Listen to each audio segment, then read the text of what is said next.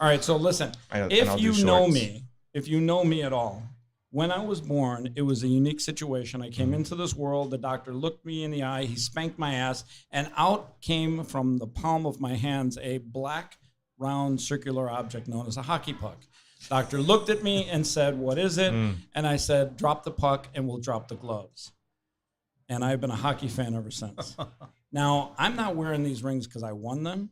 I'm wearing them because these are Stanley Cup rings. These take a lot of blood, sweat, broken fingers, fights, scrums in front of the net. You literally have to listen to your coach yell at you in between periods for an entire season of 80 games, 2 periods each. That's 160 periods you get yelled at, all the way up to the final game of the year. And if you win that one, you get the cup, Lord Stanley's Cup. And then later on in life, they give you this beautiful jewelry. To my right is somebody that can talk all about it. How are you? Good. How you doing? Barry. Yes, Chris. Tell everyone who you are. Barry Smith. Coach. I coached Pittsburgh Penguins, Detroit Red Wings, Chicago. Hey, Blackhawks. Hey, if you get your shit together, you might get one of these again one day, okay? Oh. And by the way, take the blue line. Do not let people enter the offensive zone. So talk a little bit about what it takes to be a winner, to be a champion. You have to have great players. Absolutely. You can't do anything without players. So it's the players first, and the character of the players, the leadership you have is most important. Who were some of your best players? Who are the ones that left the biggest mark on you in your career? Well, probably started out dealing with a superstar for the first time was, when I was in Pittsburgh, of course, with Lemieux? Yes. Yeah, Mario. Shout out. And Mario was amazing because he amazing businessman too. Well, obviously, but he was so regal and he was quiet, but a tremendous leader. But he played with a bad back. He played with Hodgkins and won the scoring. So he played with a lot of adversity and was a true leader of the team. You know, we talk about championships. We talk about champions. And I'm looking over to my left and I see Nick Lowery. Yes. And he's doing something with champions that is more important than gold, more important than Bitcoin. It deals with helping homeless people. Nick, talk a little bit about what you're doing. And by the way, for anyone that doesn't know you, tell them who you are, what you've done. Well, first of all, thank you, because my main program is called Champions for the Homeless. And one of the hardest things, I'm sure Coach knows, he's watched a lot of players that had amazing careers. The transition to a second career, if you will, that matches the passion you had and the sacrifice as an athlete is very hard to do. And so this program, I played in the NFL for 18 years. I'm proud of one thing more than anything. I was cut and rejected by 8 teams 11 times before I made it. And then I beat out the greatest kicker in the history of the game 6 years before his career. Right? No, Jan Stenerud. Who'd been my idol, by the way, and broke all of his records. How great of a run did you and Jan have? Like literally 27 years. I mean, crazy. Literally, Kansas City had like great kickers for so long. Yeah, and Jan's a great guy. He bonded with my father. But, you asked about champions. There are, connections between the habits of a champion on the field and off the field. You find something that you have great passion for. You leave no detail forgotten. And you follow through with persistence, not just for one game or one season, but year after year. And so Champions for the Homeless is now in its 17th year. We are featured here at the Lee Steinberg Party. I'm very grateful to Lee because his whole career has been about encouraging athletes to leverage the stage they have. I've got a couple kind of small rings compared to yours. That's a Chiefs Super Bowl ring, and that's my Hall of Fame ring for the Chiefs. But congrats, man. But you know what? In the end, you have this championship inside because you know you're doing things that God intended you to do with the skills that He gave you. Shout out to God. And I like God. And to me, aligning your life that way helps you find passion after your career, which if you don't have that, a lot of players deteriorate. We talk about CTE out here, chronic traumatic encephalopathy, and the damage that hockey players have to the brain. I'll be honest with you, that was impressive. I can't even do it.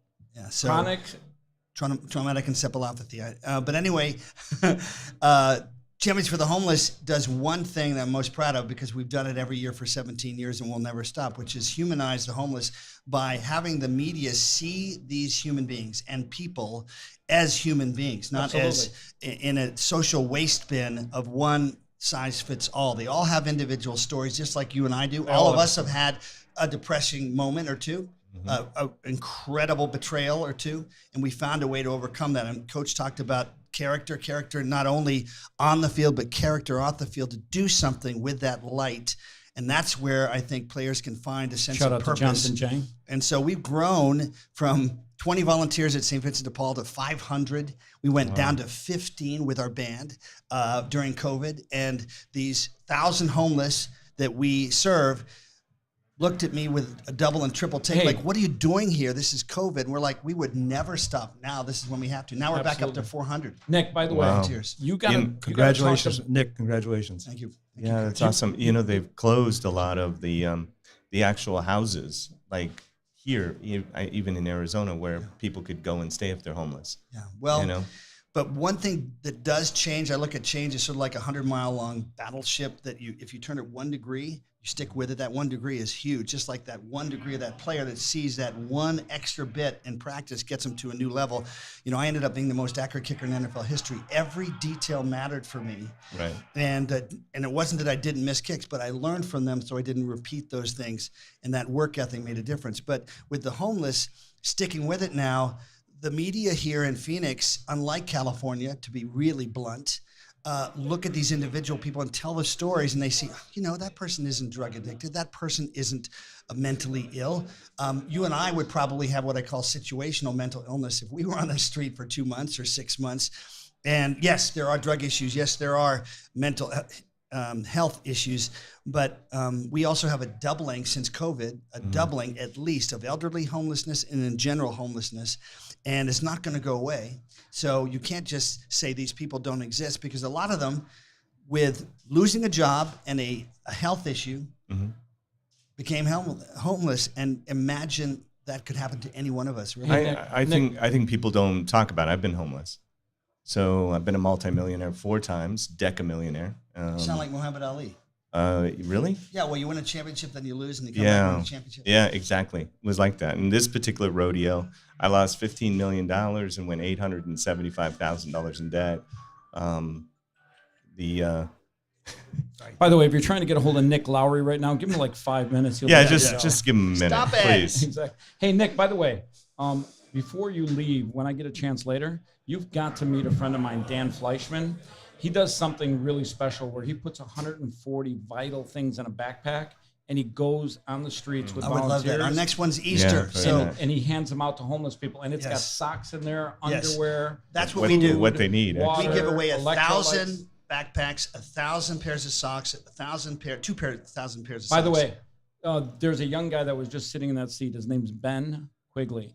He works with companies who get tax credits, and I'm talking big tax credits, like $4 million, where they can tithe 10% of that to their favorite charity. Who they want. I want you to talk to Ben, and I want you to figure out a way with Ben to get millions of dollars funneled into your program so that you can do more good, because what you're doing, God wants you to do more of. What you're doing, God put me in front of you, and if I don't help you, God will be pissed off at me today. Well, we don't want to piss off God. You know what? To finish, we give your clothing, but the most important thing. By the way, God's let me wear these rings for a long time. I know. And then, by the way, you have no idea, like seriously no idea. This is the highlight of my entire life, and I've got a birthday coming up in April. This is literally the highlight. Like Nick Lowery and 5 Stanley Cup rings. Like I put the other ones on them, but I'm worried about they won't come off. Wow. Well, that's awesome. I'm surprised you don't name the kicking homeless. You know, do you know what I'm saying? Like, so that it has a pullback. Can I add one more thing? Add 3. So, you know, even though we're giving away tens of thousands of dollars of clothing so they have good clothes to wear for job interviews, 1,000 socks, underwear, T-shirts, 5,000 gift certificates to McDonald's just to start a conversation. But the most important thing we say to our volunteers is, if you do nothing else but you look that person in the eye and say, how you doing? How are you? Acknowledge What's your story? Yeah. Tell us your story with sincerity, with what you call unconditional love. That's, by the way, us athletes, we come from a narcissistic culture. It's the best thing for us too, because it reminds us, you know, we ain't shit. That's a technical sound.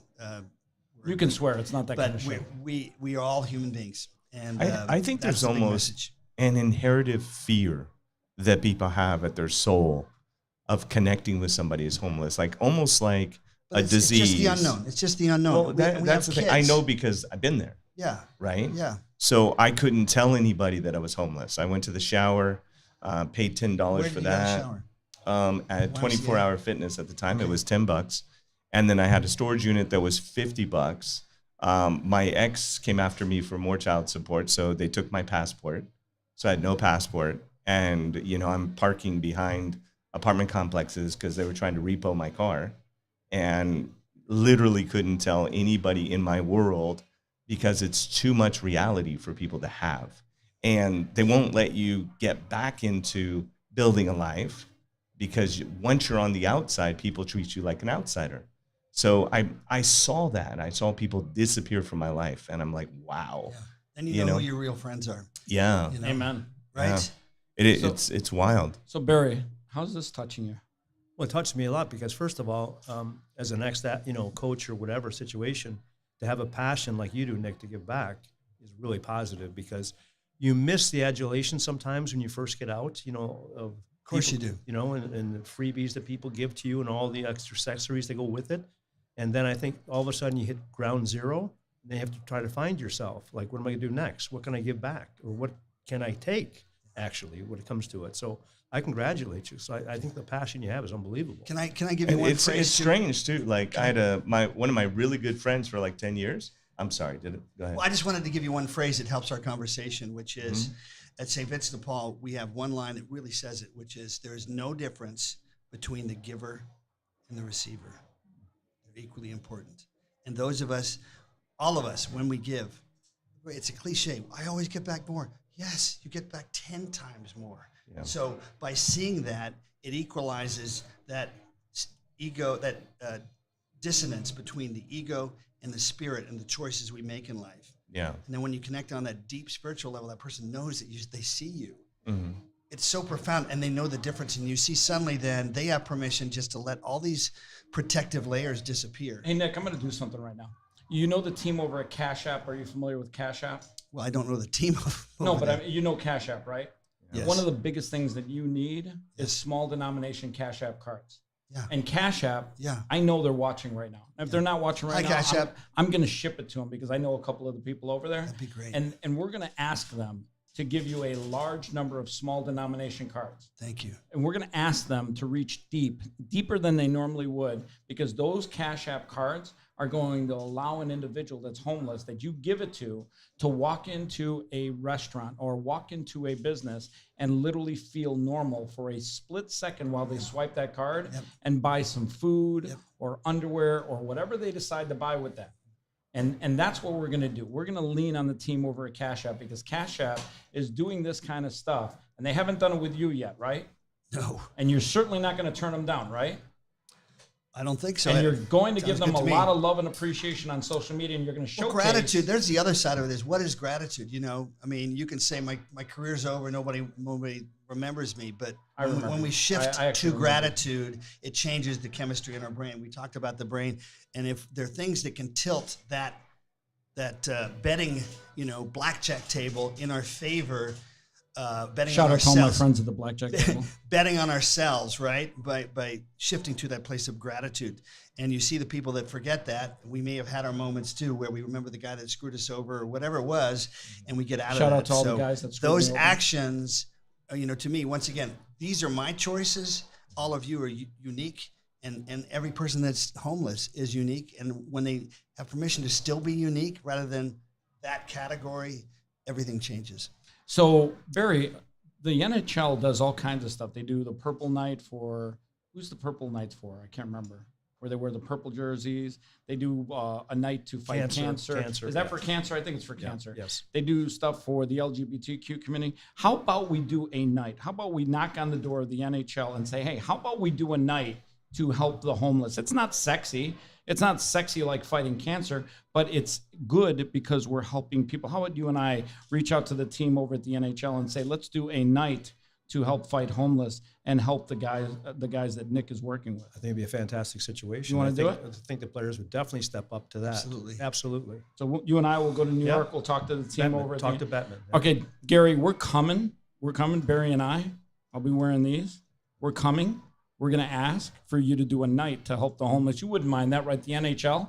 You know what? I mean, not a bad idea, in right? 1989, I hosted an event with the secretary, the new drug czar, with Gary Bettman and the commissioners of the major sports. When was this? 1989. I was working in the off season. Gary's been commissioner that long? 30 years. Wow. He was there, and it was just to ask them what they can do to help use players to reduce the drug issue, which is becoming crack cocaine, was becoming. Yeah, a huge I remember thing. that. And That he's was still huge. commissioner now. Wow. He was there. Wow. So would you mind if the NHL did a night to help raise awareness That and would money be for awesome. the homeless? The thing is, also, I know that people that get connected to this, there may be initial reticence because if they don't know, and then they suddenly feel a part of them that's being filled, that is aching to be filled. And once again, it's where they are in their lives, not where I am. All right, Nick, where can people find you? NickLowery.org, NickLowery.org, or Champions for the Homeless. And God bless you. Thank you for giving us a chance, man. I love what that's you're doing. The thing is when we do things that we know we'll do for the rest of our lives. Like I wear this. Can I just finish with this thing? Let's see. Okay. So I started Native Vision with the NFL Players Association to help Native American kids, by the way, high levels of depression, suicide, drug abuse, etc. This is the 20th anniversary of that. It grew into 7 sports, and I had a guy come up to me and go, hey, can I have an autograph? I'm in Shiprock, New Mexico, and he goes, I'm a Chiefs fan. I said, cool. So I signed him something. He finds the number for my foundation. He calls back, and he's Navajo. His name is Danny Clark. Shout out to Danny Clark. And Danny, I love you. I didn't know that he was legally blind, and he makes this for me. And I tell people, especially kids, what could you do in your life? This is the 20th anniversary. We stuck with Native Vision for 20 years, and you go from the intention to do good in your life to knowing those kids that were 16 in 1996, they're now, 42. They've got 4 kids, but they never thought before then that pro athletes, hockey players, NBA players, Olympic champions, World Cup champions, NFL players would come out, not paid a dime, just to let Native kids know that they see them, they embrace them, that they matter. They matter. And Buddy that, does something this called, to me symbolizes that. What can each of us find in our lives that we'll do for 20 years? Because I'll tell you, if you won't think you made a difference, you'll know because you'll see it. It'll grow right in front of you. Where are you out of? Do you live here in Phoenix? I live 3 minutes from here in That's Gainey Ranch. convenient. Yeah, That's it's super a nice, convenient. wonderful serendipity. Yeah, that's very cool. We got to do something. We got to do something. Are you doing anything in Vegas? No, I'd love to. There's a homeless problem there, not to mention huge. gamblers Huge. that found themselves, that had everything and then lost everything in a minute. There's an entire community, people that are living underneath Vegas, and they're you. called the Mole People. You should actually read about it. It's It's a unbelievable. homeless community. I want to say it's like 15,000 big, might even be larger. And they're literally living underneath Vegas because it's so In the hot. tunnels. And they get water and they get all kinds of other things, but they get shelter there also. And the health problems that are there too is people don't treat skin issues and all kinds of stuff, and next thing you know they're just rotting. It's really a sad scene. Hey, Barry. But I would love to connect with you further because I Thank support what you're doing. I actually have a lot of real insight into what you're doing and the difference can relate to both sides. If you guys can come on Easter Sunday, we do it deliberately on Christmas, Thanksgiving, Easter, and twice in the summer, the hottest part of the year. And then we work with St. Vincent de Paul, which has had no major turnover with their staff, which, by the way, homeless programs, they have turnover every day. And these guys are so committed, and they're the ones that use that phrase, there's no difference between the giver and the receiver. Hey, Barry, in your life as a coach, have you seen players later on after their career is over at literally almost rock bottom? Yes. Talk a little bit about that. Well, the experience that I tried to explain to you is sometimes you come off playing for an organization or a team, and you have a lot of people who support you because obviously you're on screen, you're on TV, or they come and watch you live. And then all of a sudden you can't find yourself because no longer do you feel you have self-esteem because you're no longer playing. Mm-hmm. And that situation arises because you don't have a passion or a fulfillment that you can take care of besides what you did on the field or the ice. So those are tough times. And then financially, there's no money coming in, and perhaps you didn't do well financially to put yourself up for the future, and now you're at rock bottom, and you're afraid to ask anybody because you have pride. Yep. Everybody has pride. Of course, yeah. Yeah. Hey, I think of Mike Webster when you were with Pittsburgh. I was saying down there. The center, right? Yeah, he played his last 2 seasons with me, and a year after he finished, my friend who sold my house in Kansas City, I had to find out directly from her and her husband.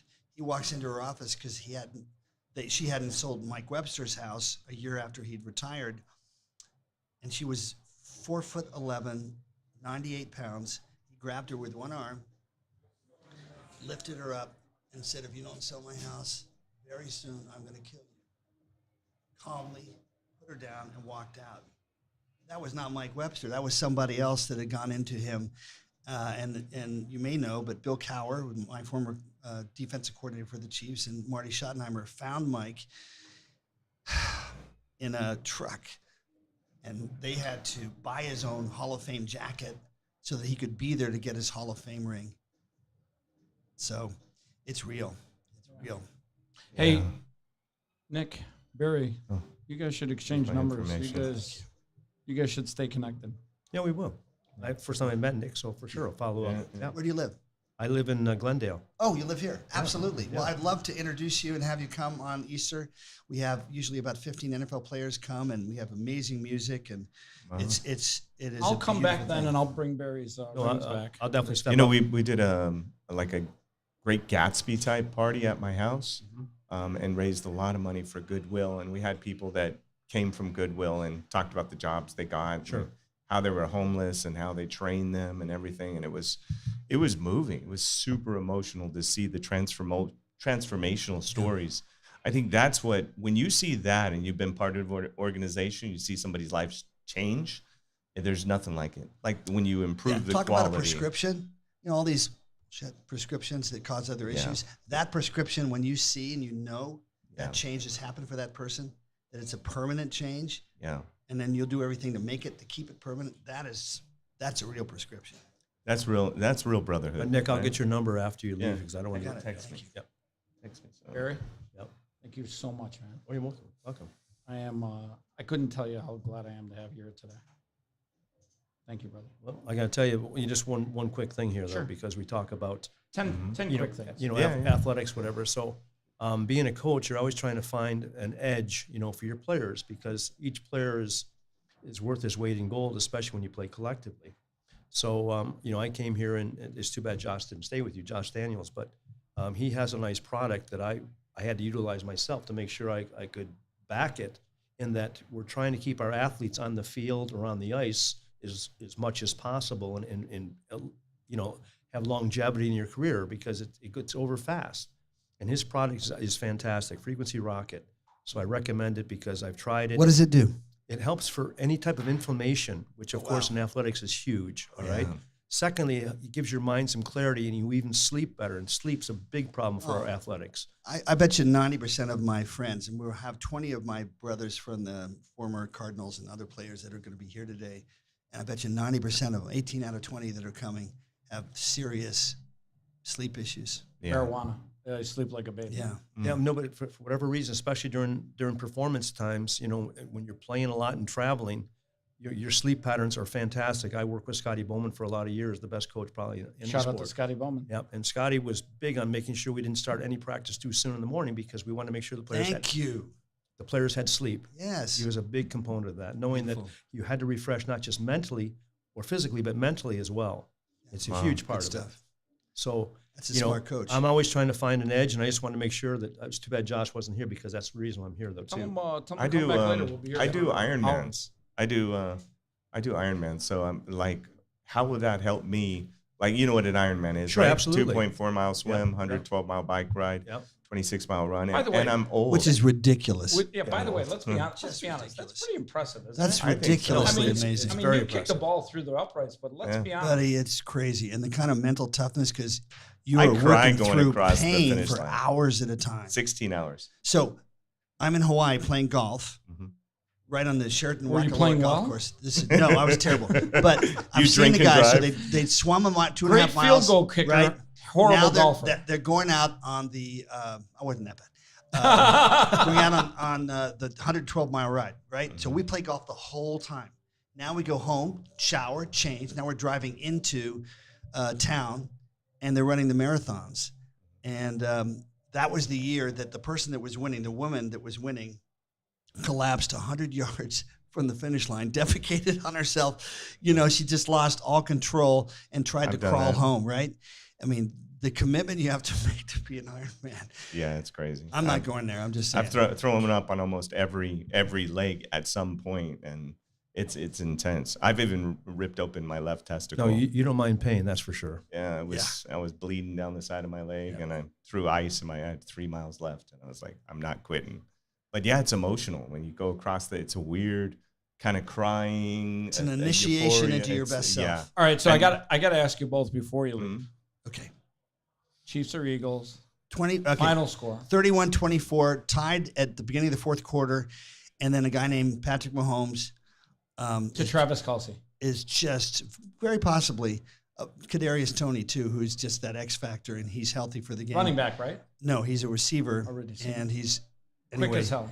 But with all due respect to Jalen Hurts, great team, everybody out there, great offensive line, defensive line, and great team. They care about each other on Philadelphia.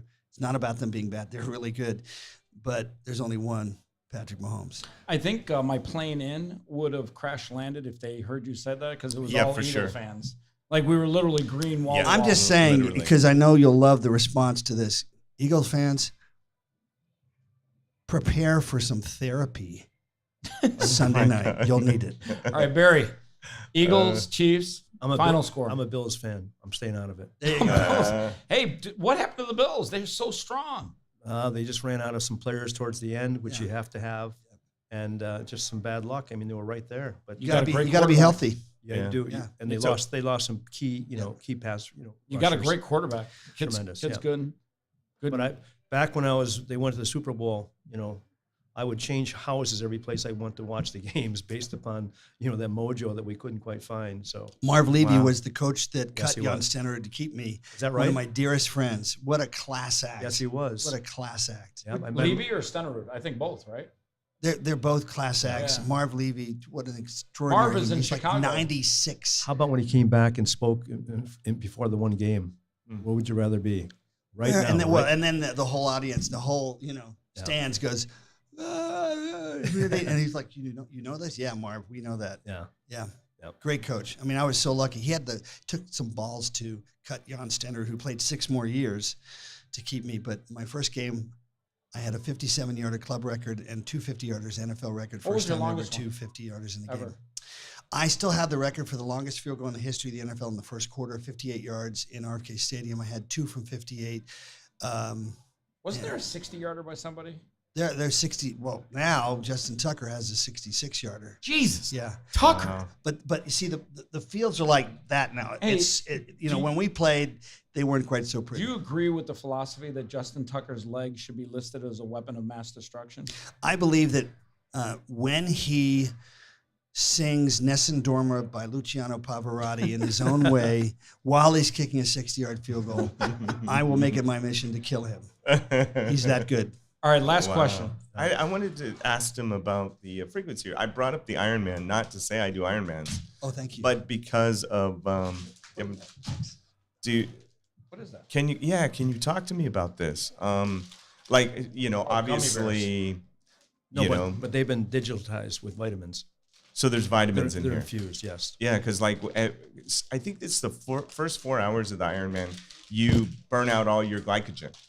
The first 4 hours, it's gone, and you start eating your body Correct. for the rest of the race. So I'll take, for example, ibuprofen every, I think, 4 hours or 2 hours, just for the pain, because you're on, we were on the bike for 8 hours this last one with 25-mile-an-hour winds and then 35-mile-an-hour gusts through Sacramento, right?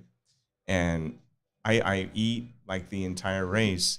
Would this be something that I could assist during the race? Yes, it would assist. Because I'm always looking for any kind of, because nobody will help you. What you're trying to do is before and after. Before the race, Exactly. yeah. It's before and after because you know that yourself. So it's prep. Yeah. Because during the race itself, there's only so much you can do besides intake. I feel yeah, so you honored. wanna I want to observe. thank you guys. I got to get down to my Nick. booth, but God bless you. Thank you, and seriously, all of Nick. you. Whenever we can do things together, just let me Yeah. know. Nick, grab Are you my- based in Vegas? Yes. Okay. Yeah. Nick, grab my mobile number from. Okay. And you know where this party will be next year and where the Super Bowl will be next year. Yeah, Vegas. Vegas, baby. We won't even have to leave. Hey, Nick, since you brought that up, let's plan something. We got Let's a do year that. out. With a year, man, we yeah, could do yeah. something special. Let's plan something really special. How about a Let's fundraising bring party in at my my friends house? from Cash App. How about Okay. Let's bring in my friend Dan Let's do it. Fleischman. Let's bring in a bunch of people. Oh, yes, sir. And, I don't wanna- I don't let's wanna- auction off these rings. No, just kidding. Hey, Barry, Yes. we got to do this again. I know we didn't have a chance to talk hockey, but Well, it's okay. I mean, we're just His going was to more talk hockey. important. Well, I'll be honest with you. His position was more important. Listen, what he's doing, and by the way, Nick, seriously, no joke, what you're doing Yep. is beyond special. Thank you. It is God's work. And if we've got $110 billion to send to World War III, we need to find money to change the lives of people that are living on the streets of America. This country is too great to let its citizens be on the streets in America. 85% of today. I'm gonna get to the. Let's do an amazing Gatsby party at my house and do a fundraiser for you. I mean, And we'll podcast. I got a 12,000 square foot home, right? Let's do it. It's a resort pool. Nick, do you see this? I got a kitchen inside the pool. You got my number? Waterfall, water slides. I'll be in We Vegas. raised a lot of money for Goodwill. My buddy Andy Vargas is the lead singer for Santana right there in Vegas. I'm in Dragon Ridge. And he just sang here on Wednesday at an NFL tournament. Hey, by the So way, what is that around your neck? Is that a Yeah, that's a I shoe. designed this. So anybody that's watching this, it's very popular. Randy Mahomes, Patrick's very attractive, wonderful mother, and Clark Hunt, the owner of the Chiefs. They have these. It's $300 for a donation to Champions for the Homeless, and you'll get one if you go to nicklowry.org. What is that? I Wow, could that's charge awesome. literally $1,000 for these, and I get it.